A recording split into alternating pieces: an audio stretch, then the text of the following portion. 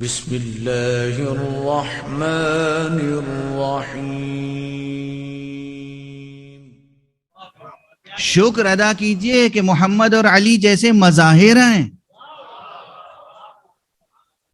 جو اپنے عمل سے، اپنے کردار سے، اپنے کرامات سے، اپنے معجزات سے کمالات حق سبحانہ و تعالی پر یقین پیدا کر دیتے ہیں۔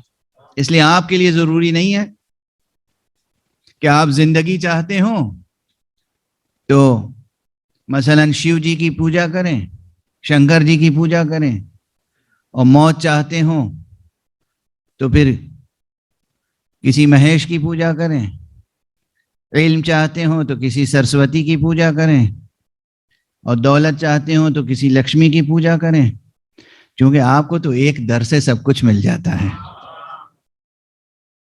اب ہم پر اور آپ پر یہ ذمہ داری ہے کہ ہم اس پاکیزہ تذکرے کو دنیا میں عام کریں۔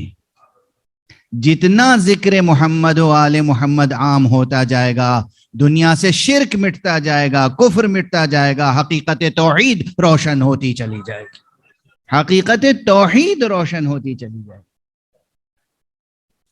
اور اسی لیے ہم جب زیارت جامعہ کبیرہ پڑھتے ہیں تو اس میں انہیں کہتے ہیں السلام علیکم یا ارکان توحید اللہ۔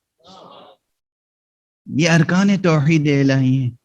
جب ایک بار کہا توحید تو پھر ارکان کی کہاں گنجائش ہے؟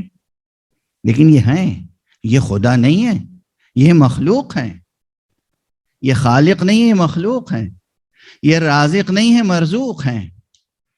ہو سکتا ہے یہاں پر بعض